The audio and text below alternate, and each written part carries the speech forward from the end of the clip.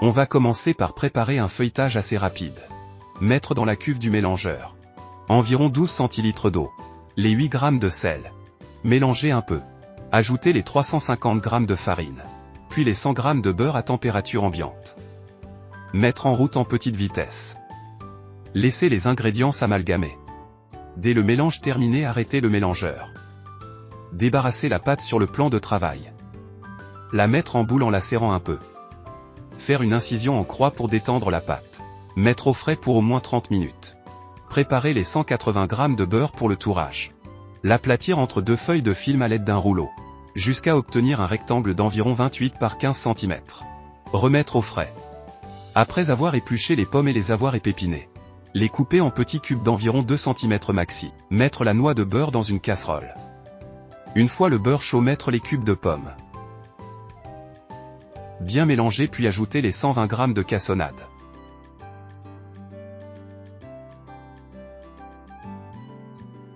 La cuillère à soupe de vanille liquide.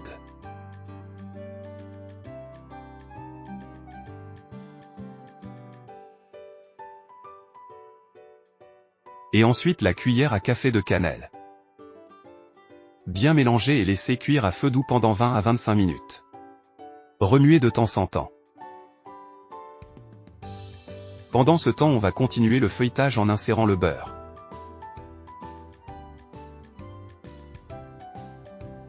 Étaler le pâton en un rectangle d'environ 42 cm de long par 15 cm de large. Poser la plaque de beurre sur les 2/3 de la partie haute.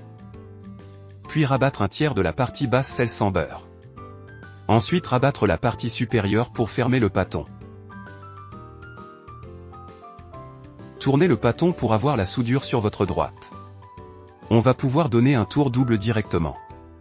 Étaler la pâte en grand rectangle cette fois-ci d'environ 60 cm par 15 de large. Rabattre le quart inférieur de la pâte jusqu'au milieu. Faire de même avec le quart supérieur. Les deux parties sont bord à bord. Maintenant rabattre la partie supérieure pour fermer le pâton. Remettre la soudure sur votre droite. Aplatir légèrement pour donner une belle forme au pâton. Et remettre au frais pour 30 minutes. La compotée de pommes est presque finie. Il reste beaucoup de jus, on va encore laisser à feu doux quelques instants, jusqu'à complète absorption du liquide. Il aura fallu 25 minutes pour réaliser la compotée. On va finir le feuilletage. Il reste juste à donner le second tour double. On répète l'opération précédente tout simplement.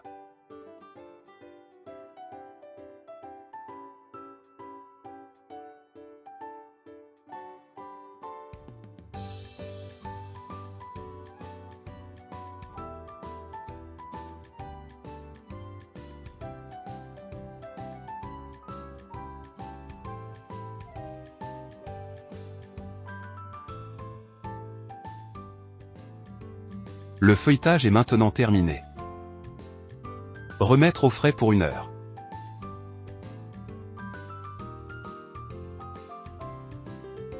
Tous les éléments sont prêts.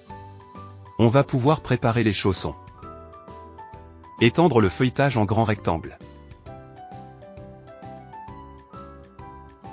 Sur une dimension d'environ 46 cm sur 36 cm.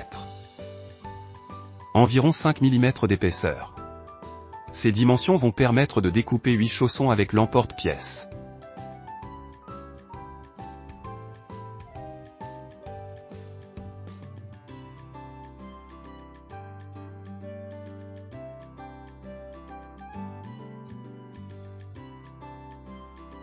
On pourra avec les chutes de pâte refaire 1 ou 2 chaussons. Déposer les morceaux de pâte sur le plan de travail. Puis garnir chaque pièce d'une bonne cuillère à soupe de compotée déposée à 2/3 de la hauteur.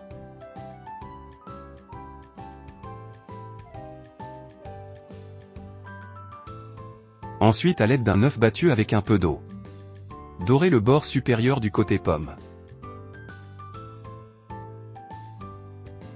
Puis rabattre le bas de la pâte pour fermer le chausson. Bien appuyer avec les doigts pour souder la pâte.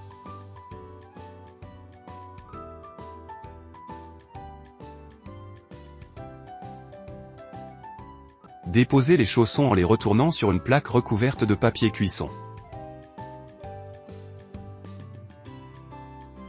Souder encore un peu les bords.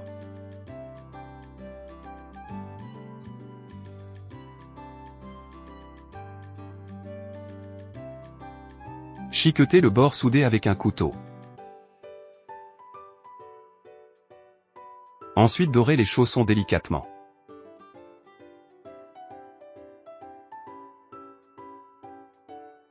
Puis à l'aide du même couteau venir décorer délicatement le dessus de chaque chausson. Servez-vous du dos du couteau pour ne pas couper complètement la pâte.